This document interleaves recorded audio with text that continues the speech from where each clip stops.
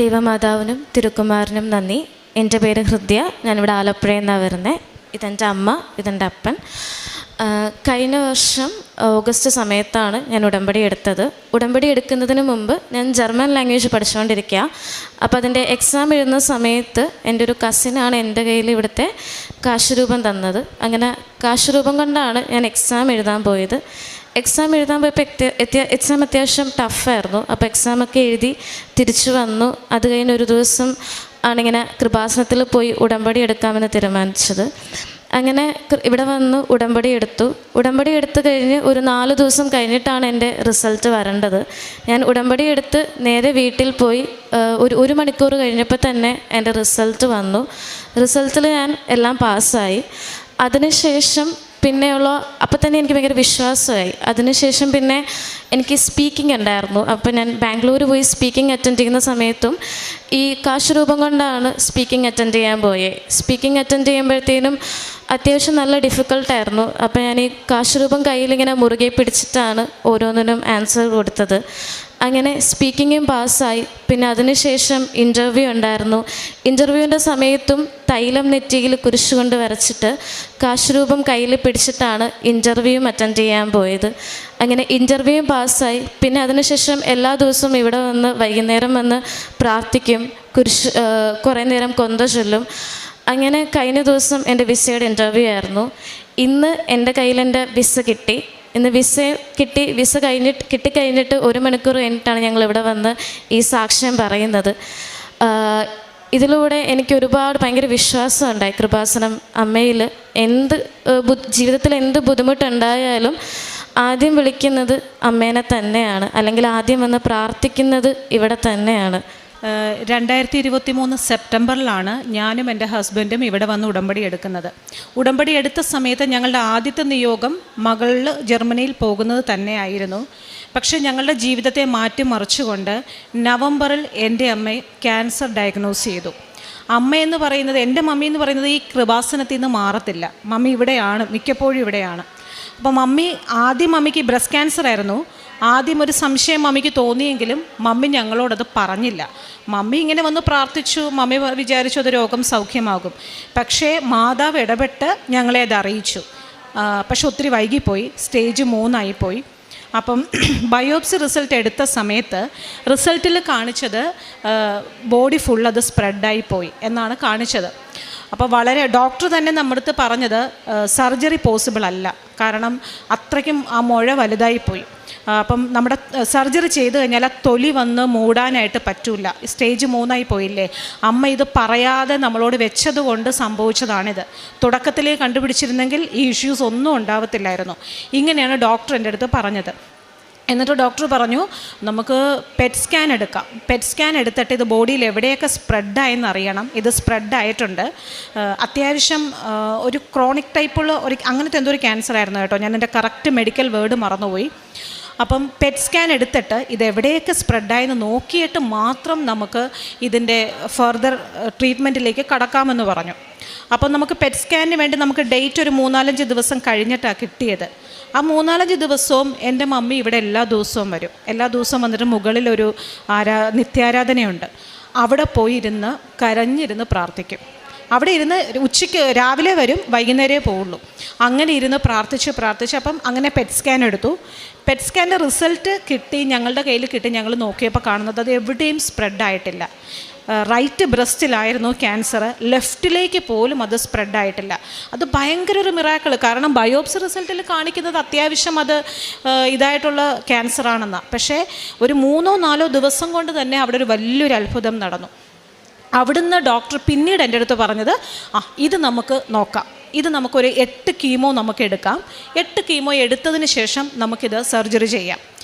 അത്യാവശ്യം ഈ രോഗം വന്നിട്ടുള്ള ആൾക്കാർക്കറിയാം കീമോ കൊണ്ടുള്ള ബുദ്ധിമുട്ടുകൾ. അപ്പം കീമോ എടുക്കണമെന്ന് പറഞ്ഞപ്പോൾ തന്നെ മമ്മിയെ സംബന്ധിച്ച് മമ്മിയുടെ മുടി പോകും, അങ്ങനെയൊക്കെ പുള്ളിക്കാരത്തേക്ക് ഭയങ്കര വിഷമമായിരുന്നു.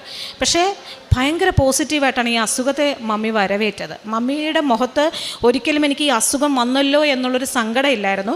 അതിനെ വളരെ പോസിറ്റീവായിട്ട് എടുത്തു. ഈ കൃപാസനം പ്രാർത്ഥനകൾ ഭയങ്കര സ്ട്രോങ് ആയിട്ട് ചെല്ലാൻ തുടങ്ങി. പ്രത്യക്ഷീകരണ പ്രാർത്ഥന ചെല്ലാൻ തുടങ്ങി. പിന്നെ അച്ഛൻ്റെ ടോക്ക് ചൊവ്വാഴ്ചകളിൽ കേൾക്കും. കറക്റ്റായിട്ട് അത് അത് കേൾക്കും.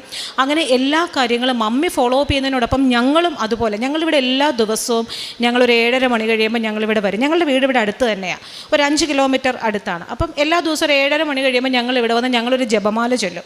കഴിയുന്ന മിക്ക ദിവസവും എന്തെങ്കിലും അത്യാവശ്യം വന്നാൽ മാത്രമേ മുടങ്ങാറുള്ളൂ. അപ്പം ഞങ്ങളുടെ പ്രാർത്ഥനയും മമ്മിയുടെ പ്രാർത്ഥനയൊക്കെ കൊണ്ട് 8 കീമോ മമ്മി പുഷ്പം പോലെ കഴിഞ്ഞുപോയി.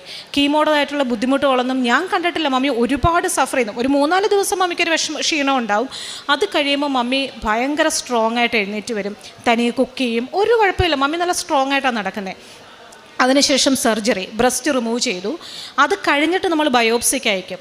അപ്പോൾ ആ ബയോപ്സിക്ക് കൊടുത്തപ്പോൾ അവിടുന്ന് എന്നെ വിളിച്ച് ചോദിച്ചത്, ഇതെന്തിനാണ് നിങ്ങൾ ബയോപ്സിക്ക് തന്നത്, ഈ പേഷ്യൻറ്റിന് എന്താ? അപ്പം ഞാൻ പറഞ്ഞു അത് ക്യാൻസർ ആയിരുന്നു, സർജറി കഴിഞ്ഞതാണ്.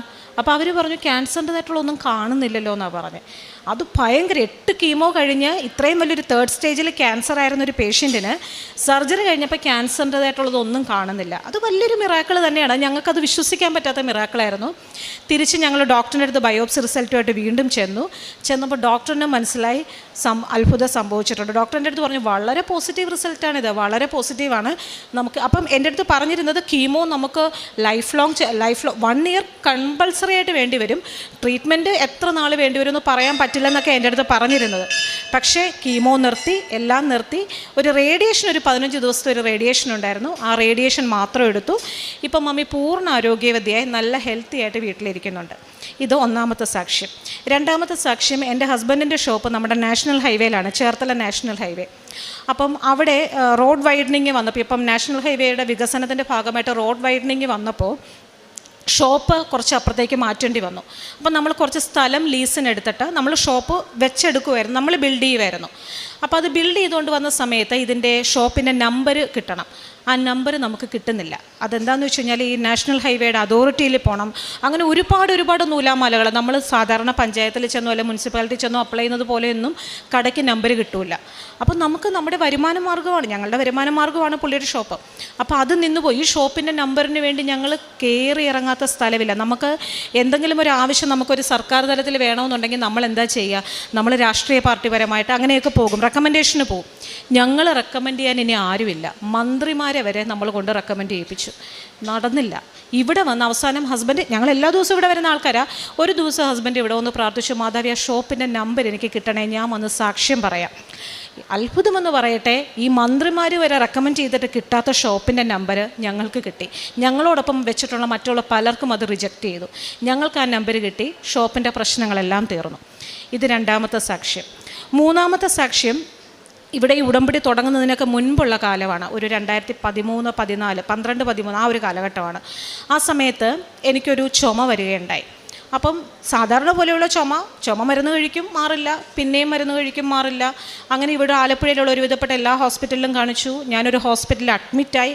അസുഖം വെറും ഒരു ചുമ മാത്രമാണ്. പക്ഷെ ചുമയെന്ന് പറഞ്ഞാൽ അത് ഭയങ്കര ഒരു എന്താ പറയുക, വല്ലാത്തൊരു ചുമയാണ്. ചുമച്ച് നമ്മൾ ആകെ ടയേർഡാവും. അങ്ങനെ ഇവിടെ എല്ലാം കാണിച്ചു, മാറിയില്ല. അവസാനം നമുക്ക് പേടിയാവാൻ തുടങ്ങി, ഇതെന്താ ഈ ചുമ മാറാത്തെ. എല്ലായിടവും കൊണ്ട് കാണിച്ചിട്ടും എല്ലാവരും ആൻറ്റിബയോട്ടിക് എടുക്കുന്നുണ്ട്, എല്ലാം ചെയ്യുന്നുണ്ട്, മാറുന്നില്ല. അവസാനം രാജഗിരി ഹോസ്പിറ്റലിൽ ഞാൻ അഡ്മിറ്റായി. അവിടെയും അഡ്മിറ്റായി, ആലപ്പുഴയിൽ അഡ്മിറ്റായി, രാജഗിരിയിലും അഡ്മിറ്റായി. അവിടെ വെച്ചിട്ട് അവിടുത്തെ ഡോക്ടറിനൊരു ഡൗട്ട്, ഒരു ക്യാൻസറിൻ്റെതാണോ എന്നുള്ളൊരു സംശയം. അവരതിൻ്റെ ടെസ്റ്റുകളെല്ലാം നടത്തി. അപ്പോൾ അത് ഡോക്ടർ ഇങ്ങനെ പറഞ്ഞ സമയത്ത് ഹസ്ബൻഡ് ഇവിടെ വന്നിട്ട്, ഇവിടെ അന്ന് സാക്ഷ്യം എഴുതിയിടുന്നത് നോട്ടീസ് ബോർഡിലാണ്. അപ്പം പുള്ളിക്കാരൻ ഇവിടെ വന്ന് മാതാവിനോട് പ്രാർത്ഥിച്ചു, ഞാൻ സാക്ഷ്യം നോട്ടീസ് ബോർഡിൽ എഴുതിയിട്ടേക്കാം മാതാവേ, അസുഖം ഭേദമാക്കി തരണേ എന്ന് പ്രാർത്ഥിച്ചു. രാജഗിരി ഞാനൊരു 3 ദിവസം അഡ്മിറ്റ് ആയുള്ളൂ. 3ൻ്റെ അന്ന് റിസൾട്ടുകളെല്ലാം വന്നു, എല്ലാം നെഗറ്റീവാണ്. പക്ഷേ എൻ്റെ ചുമ ഗ്രാജുവലി കുറയാൻ തുടങ്ങി. അത് കുറഞ്ഞ് ഇപ്പം എനിക്ക് അങ്ങനെയുള്ള പ്രശ്നങ്ങളില്ല. പക്ഷേ ഞങ്ങളുടെ ഭാഗത്തുനിന്ന് വന്ന തെറ്റ്, ആ നോട്ടീസ് ബോർഡിൽ ഞങ്ങളത് എഴുതിയിട്ടില്ല, ഞങ്ങൾക്കത് എഴുതിയിടാൻ പറ്റിയില്ല. പക്ഷേ അന്ന് മുതൽ ഞങ്ങൾ ചെയ്യുന്നൊരു പ്രേക്ഷിത പ്രവർത്തനം എന്താണെന്ന് വെച്ച് കഴിഞ്ഞാൽ, അന്നും നമുക്കിവിടെ പത്രം കിട്ടും. ഈ പത്രമായിട്ട് ഞങ്ങൾക്ക് ഒരു മോളും കൂടെ ഉണ്ട്. ഞങ്ങൾ 4 പേരും കൂടെ ഞായറാഴ്ചകളിൽ ഞങ്ങൾ ഈ പത്രമായിട്ട് ഞങ്ങളങ്ങ് ഇറങ്ങും. അന്ന് ഈ പത്രം വിതരണം ഇങ്ങനെ ഉടമ്പടി അങ്ങനെയൊന്നും ഇവിടെ സ്റ്റാർട്ട് ചെയ്തിട്ടില്ല. നമ്മൾ ഈ കുട്ടനാടിൻ്റെ ഉൾഭാഗത്തേക്കൊക്കെ പോകും. പത്രം കിട്ടാത്തവരുടെ അടുത്ത് ചെറിയ കുരിശടികളിലും പള്ളികളിലും ഒക്കെ പത്രം വെച്ച്, കാണുന്നവരുടെ കയ്യിൽ പത്രം കൊടുത്ത്, കൃപാസനത്തിലെ പത്രമാണെന്ന് പറഞ്ഞ് അങ്ങനെ നമ്മളൊരു പ്രേക്ഷിത പ്രവർത്തനം അന്നു മുതലേ ചെയ്യാൻ തുടങ്ങിയതാണ്. പിന്നെ ഈ ഉടമ്പടി എടുത്തതിന് ശേഷം എനിക്ക് എൻ്റെ ജീവിതത്തിനെ 2ആയിട്ട് ഡിവൈഡ് ചെയ്യാൻ പറ്റും. ഞാൻ അത്യാവശ്യം പ്രാർത്ഥിക്കും, പ്രാർത്ഥിക്കുന്ന ആളാണ്, പള്ളിയിൽ പോകും. പക്ഷെ ഉടമ്പടിക്ക് മുൻപ് പ്രാർത്ഥിക്കും, പള്ളിയിൽ പോകും. അത് ഒരു നോർമൽ പ്രൊസീജിയറായിട്ട് നടന്നു പോവുക. ഉടമ്പടിക്ക് ശേഷം എനിക്ക് അതിനകത്ത് ആത്മീയത ഒരുപാട് കൊണ്ടുവരാൻ പറ്റി. എനിക്ക് മധ്യസ്ഥ പ്രാർത്ഥന ചെയ്യാൻ പറ്റി. ഇപ്പം എക്സാമ്പിളായിട്ട് പറയണേ, മോൾക്ക് ഇപ്പോൾ ജർമ്മനി പോകുന്നൊരു കാര്യം, അപ്പം ഞാൻ അവൾക്ക് വേണ്ടി പ്രാർത്ഥിക്കില്ല, അവൾക്ക് അതുപോലെ നിൽക്കുന്ന പല രാജ്യങ്ങളിലേക്ക് പോകാൻ നിൽക്കുന്ന കുട്ടികൾക്ക് വേണ്ടി പ്രാർത്ഥിക്കും. നമ്മളുടെ ജീവിതത്തിൽ നമുക്ക് എന്തെങ്കിലും ഒരു സാമ്പത്തിക ബുദ്ധിമുട്ടുണ്ടായി ഞാൻ അതിനു വേണ്ടി പ്രാർത്ഥിക്കില്ല, പകരം മറ്റ് അതുപോലെ സാമ്പത്തിക ബുദ്ധിമുട്ടുകൾ അനുഭവിക്കുന്നവർക്ക് വേണ്ടി പ്രാർത്ഥിക്കുക. അങ്ങനെ ഒരു മധ്യസ്ഥ പ്രാർത്ഥന, ഓരോ ജപമാല, ഓരോ നന്മ നിറഞ്ഞ മറിയമേ ചെല്ലുമ്പോഴും ഓരോ നിയോഗം വെച്ച് എനിക്ക് പ്രാർത്ഥിക്കാൻ പറ്റി. എനിക്ക് ഇങ്ങനെയൊന്നും പ്രാർത്ഥിക്കാൻ എനിക്ക് അറിയത്തില്ലായിരുന്നു. പ്രാർത്ഥിക്കും, പള്ളിയിൽ പോകും, കൊന്തയിലും, അതങ്ങനെ അങ്ങ് പോകുക. പക്ഷേ ആത്മീയതയോടുകൂടി എങ്ങനെ പ്രാർത്ഥിക്കണം എന്നെന്നെ പഠിപ്പിച്ചത് ഉടമ്പടി എടുത്തതിന് ശേഷമാണ്. ജീവിതത്തിൽ എന്ത് പ്രശ്നം വന്നാലും ആ കാശുരൂപം കയ്യിൽ പിടിച്ചിട്ട് വളരെ നിസ്സാരമായി അതിനെ നേരിടാൻ പഠിച്ചു. ടെൻഷൻ വന്നാൽ മിക്കവരും പറയുന്നത് കേട്ടിട്ടുണ്ട്, രാത്രി ഉറങ്ങാൻ പറ്റുന്നില്ല ഓർത്തോർത്ത്. എനിക്കും ഉണ്ടായിരുന്നു ആ പ്രശ്നം. എന്തെങ്കിലും ജീവിതത്തിൽ എന്തെങ്കിലും പ്രശ്നം വന്നാൽ ഉറങ്ങില്ല, ടെൻഷൻ അടിച്ച് നിൽക്കും. പക്ഷേ ഇപ്പം അങ്ങനെയല്ല, സുഖമായി ഉറങ്ങും. എൻ്റെ വിശ്വാസം എന്താണെന്നറിയാവോ? ഉണ്ടല്ലോ എൻ്റെ കൂടെ, ഞങ്ങളുടെ കൂടെ ഉണ്ടല്ലോ, പിന്നെന്തിനാ പേടിക്കുന്നേ? കർത്താവില്ലേ ഞങ്ങളുടെ കൂടെ, മാതാവില്ലേ, അവിടുന്ന് സാധിച്ചു തരും, പിന്നെന്തിനാ പേടിക്കുന്നേ? അതുപോലെ തന്നെ നമുക്ക് തലേ ദിവസം വരെ എന്ത് ചെയ്യുമെന്നറിയാത്ത പല ഇഷ്യൂസും നേരം വെളുക്കുമ്പോൾ അതിനൊരു സൊല്യൂഷൻ ഉണ്ടായിരിക്കും. അത്ഭുതത്തോടെ, വളരെ അത്ഭുതത്തോടെ കണ്ടു നിന്നുകൊണ്ടിരിക്കുക ഞങ്ങളുടെ ജീവിതത്തിൽ സംഭവിക്കുന്ന മാറ്റങ്ങൾ. കാരണം അത്ര ക്രൈസിസിലൂടെ കടന്നു പോകുന്ന സമയത്തും പിറ്റേ ദിവസം രാവിലെ അത് സാധിച്ചു കിട്ടുക. എന്നാൽ അതിനുവേണ്ടി ഭയങ്കരമായിട്ടുള്ളൊരു പ്രാർത്ഥനയൊന്നും ചെയ്യുന്നത് ഫുള്ള് മധ്യസ്ഥ പ്രാർത്ഥനകളാണ്. ഞാൻ ചെയ്യുന്നതെല്ലാം ഓരോ ജപമാല ചെല്ലുമ്പോഴും മധ്യസ്ഥ പ്രാർത്ഥനകളാണ്. അതിലൂടെ മാതാവ് തന്ന ഈ അനുഗ്രഹത്തിന് ഒരുപാട് നന്ദി.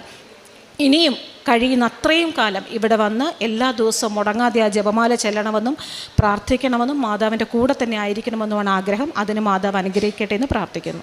പരിശുദ്ധ അമ്മയുടെ മധ്യസ്ഥതയിൽ ഈ ഒരു കുടുംബം അവരുടെ വ്യക്തിപരമായിട്ടും കുടുംബത്തിലുണ്ടായ ദൈവാനുഭവങ്ങളാണ് ഇപ്പോൾ സാക്ഷ്യമായിട്ട് പറഞ്ഞതിൽ ഏറ്റവും ആദ്യം പറഞ്ഞത് ഈ മകളുടെ സാക്ഷ്യമാണ്. അതിൽ ഏറ്റവും പ്രധാനപ്പെട്ടത് എവിടെ പോയിരുന്നാലും ഉടമ്പടിയുടെ കാശുരൂപവും പ്രാർത്ഥനയുമൊക്കെ കൂടെ ഉണ്ടായിരുന്നു എന്നുള്ള ഒരു കാര്യമാണ് മകൾ പറയുന്നത്. കാരണം നമ്മളൊരു മനുഷ്യരായതുകൊണ്ട് തന്നെ നമുക്ക് വിശ്വാസവും പ്രാർത്ഥനയും ഒക്കെ ഉണ്ട് എങ്കിലും ഒരു പക്ഷെ നമ്മൾ ദൈവത്തിൻ്റേതാണ്, അല്ലെങ്കിൽ ദൈവം നമ്മളോടൊപ്പമുണ്ട്, അല്ലെങ്കിൽ നമ്മൾ പ്രാർത്ഥനയിലാണ് എന്ന് ഓർമ്മപ്പെടുത്തുവാനായിട്ട് ഈ ഉടമ്പടിയുടെ കാശുരൂപമൊക്കെ ഒരുപാട് സഹായകമായിട്ട് മാറുന്നുണ്ട്. അതിപ്പം എല്ലാ സാക്ഷ്യങ്ങളിലും നമുക്ക് അത് വ്യക്തമായിട്ട് മനസ്സിലാവും. കാരണം നമ്മളിപ്പം പുറപ്പാടിൻ്റെ പുസ്തകത്തിൽ മോശയോടും അഹ്റോനോടുമൊക്കെ ഈ വടിയെടുത്ത് മുന്നോട്ട് പോവുക എന്നുള്ള കർത്താവ് പറയുമ്പം വടിയില്ലാതെ കർത്താവിന് കാര്യം ചെയ്യാൻ പറ്റാത്തതുകൊണ്ടല്ല. പക്ഷേ മോശയെ അല്ലെങ്കിൽ അഹ്റോനെ സംബന്ധിച്ചിടത്തോളം ഒരു ബലമായിട്ടും കരുത്തായിട്ടും ദൈവ സാന്നിധ്യത്തിൻ്റെ ഓർമ്മപ്പെടുത്തലായിട്ടും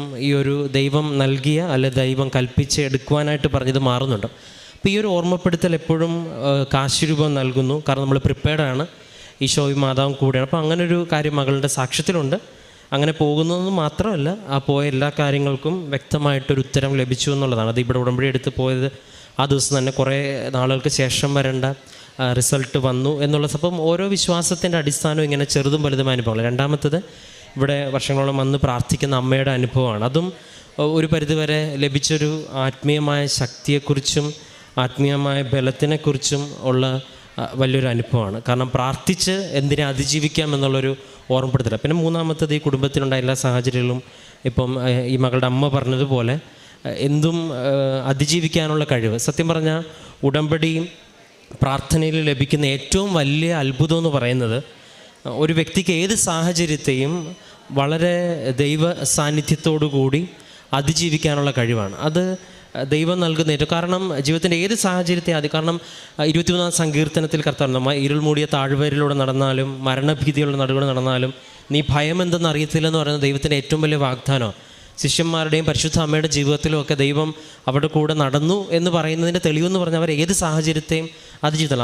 അമ്മ മാതാവിൻ്റെ ജീവിതത്തിലും കടന്നുപോയ കനൽ വഴികളിലൊക്കെയും ദൈവം മാതാവിന് നൽകിയ ശക്തി എന്ന് പറഞ്ഞാൽ നിൻ്റെ ഹൃദയത്തിലൊരു വാൾ കിടക്കും, ഏത് സാഹചര്യത്തിലൂടും കുരിശിൻ്റെ ചുവട് വരെ അല്ലെങ്കിൽ സ്വർഗം വരെ ചെലുത്തുവാനുള്ളൊരു വഴി. അപ്പം ഇതാണ് ഏറ്റവും വലിയൊരു അഭിഷേകം എന്ന് പറയുന്നത്. ഒരു പക്ഷേ ഉടമ്പടി എടുക്കുന്ന എല്ലാ സാക്ഷ്യങ്ങളും അവർ ഉണ്ടാവില്ല, ഓരോ ഭാഷയിലാണ് അവർ പറയുന്നത്. ചില കുട്ടികൾ സാക്ഷ്യം പറയുമ്പോൾ അതിന് ദൈവം ഒരു കോൺഫിഡൻസ് എന്ന് പറയും, കുറച്ചുകൂടെ ഉള്ളൊരു സാക്ഷ്യം പറയുമ്പം ഒരു തൻ്റെ ഇടം ലഭിച്ചു എന്ന് പറയും. എന്ത് തന്നെയാണെങ്കിലും ഈ ഒരു പ്രസൻസ് ലഭിക്കുന്നു. വേറെ പ്രത്യേകിച്ച് ഈ ഒരു കുടുംബത്തിൻ്റെ സാക്ഷ്യം പരിശുദ്ധമായ പ്രത്യക്ഷണത്തിൻ്റെ സാക്ഷ്യങ്ങളാക്കി ഈ കുടുംബത്തെ മാറ്റിയതിന് ഓർത്തും ഇവർക്ക് ലഭിച്ച എല്ലാ അനുഭവങ്ങളെ ഓർത്തും നമുക്ക് കരങ്ങളടിച്ച് ദൈവത്തിൻ്റെ നാമം മഹത്വപ്പെടുത്താം.